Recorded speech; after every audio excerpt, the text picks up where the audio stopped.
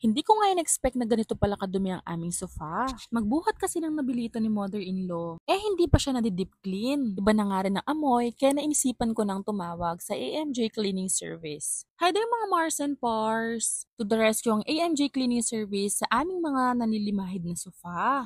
Napakadami na nga kasing pinagdaanan ng sofa na to dahil nga merong mga bata, nakakatulugan nga din ito, kaya naman naghalo na ang pawis at alikabok. Alam naman natin na hindi sapat ang pagpag at simpleng pa-vacuum lang.